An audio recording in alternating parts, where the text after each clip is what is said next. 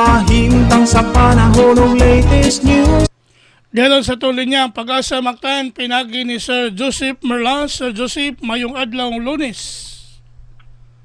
Maayong adlaw Lunes usab, Sir Ariel, ug mao ni ato ang latest weather update.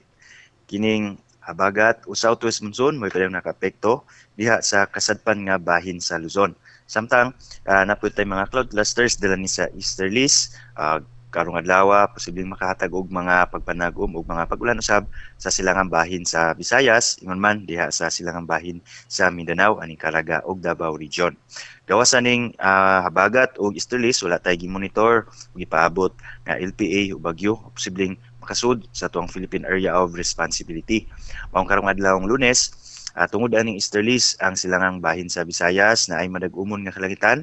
Taas ang tsansa sa mga katag-katag na mga hinay nga sa kasarangan ug okasyon nga kusog na mga pag-ulan. Samtang dito sa Central ug Western Visayas area natay generally fair weather condition, natay panagsang mapanganuron ngadto sa madag-umon usab sa kalangitan. Taas ang tsansa aning mga patak-patak na mga pag-ulan, pagpangilat ug mga pagpanugdog labi na sa hapon o sa gabi tungod usab ni sa ato ang mga localized thunderstorms. So far karong mga orasa wala tay mga pag-ulan diri sa Central Visayas area. Gawas aning offshore mga thunderstorms sa silangang bahin diri sa may Siquijor.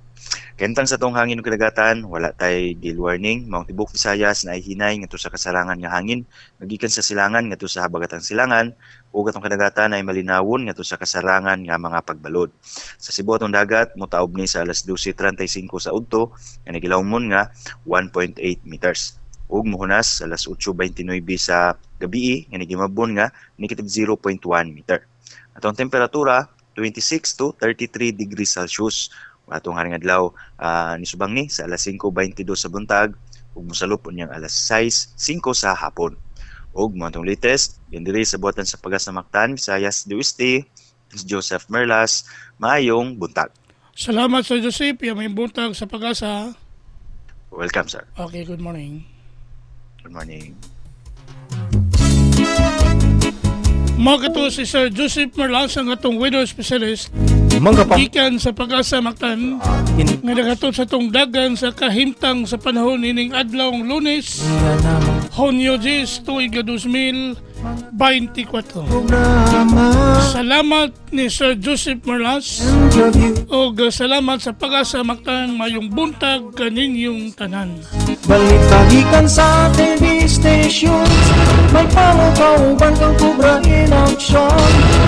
Panaw ka o paminaon sa'yo sa kabuntagon.